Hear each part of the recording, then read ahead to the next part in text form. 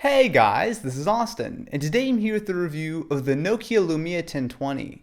Now this is a very special phone for one reason, a ridiculous 41 megapixel camera, so let's take a look. As far as the design goes, you'd be hard pressed to tell it apart from a Lumia 920 from the front.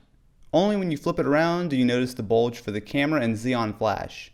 It does make laying the phone down on its back a bit weird sometimes, but it really wasn't a big deal. And yes, I'll go over camera performance in a minute.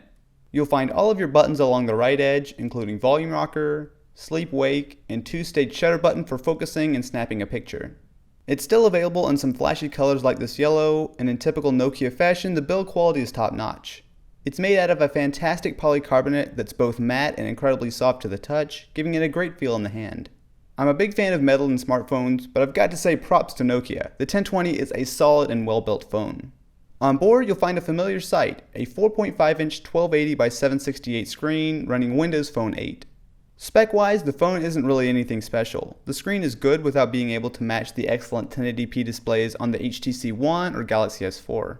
A feature I found surprisingly useful is that the screen will show you the time when it's not in your pocket, which doesn't seem to have much of a battery life penalty.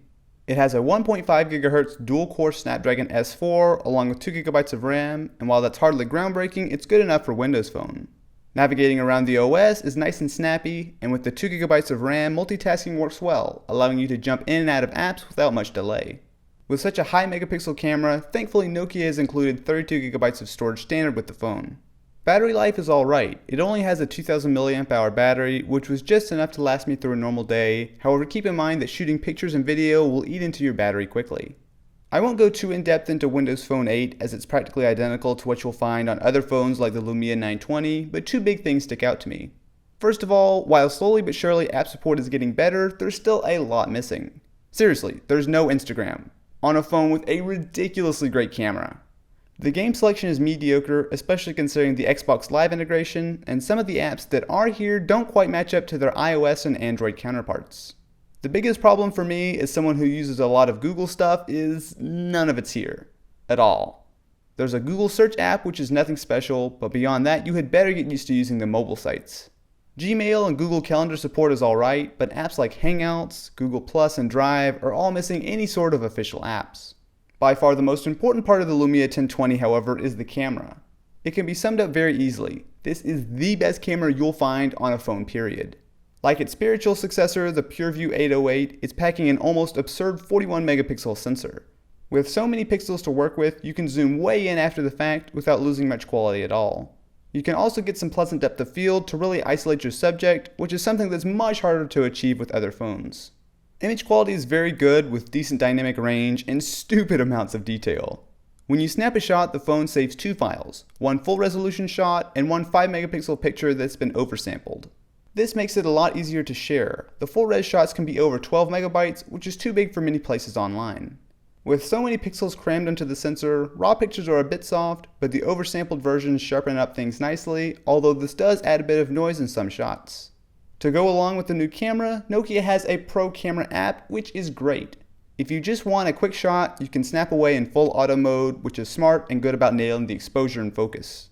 With a simple flick though, you can have manual control over exposure, shutter speed, ISO, focus, and white balance. With the camera this good, being able to really fine-tune your image can be a huge help. For example, when shooting in low light and auto mode, the Lumia can't quite pull in as much light as the excellent HTC One, but it does a terrific job of keeping noise in check.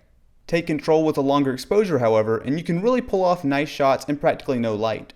The only downside is that the dual-core CPU inside the Lumia does take a couple seconds to process each shot, but thankfully there's no lag anywhere else in taking the picture.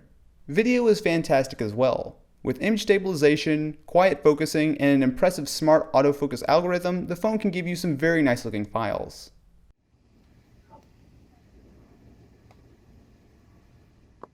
Since you have so many megapixels to work with, digital zoom in video doesn't hurt the quality much, allowing you to get some shots you absolutely couldn't get on any other phone.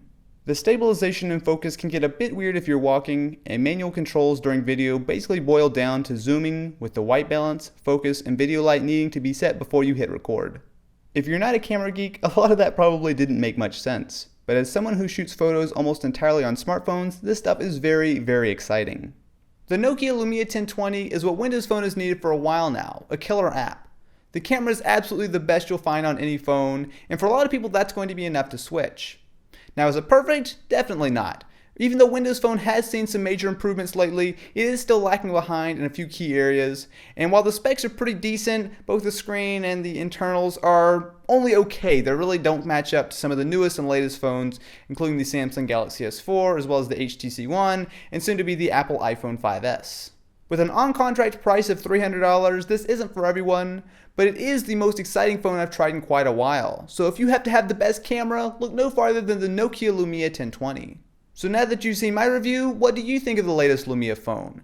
Is it something that you would pick up, or are there too many compromises? Definitely be sure to let me know what you think in the comments below. If you enjoyed this review and you want to see more, I'd really appreciate it if you subscribe to the channel here on YouTube so you never miss another video. Anyway guys, I will catch you next time.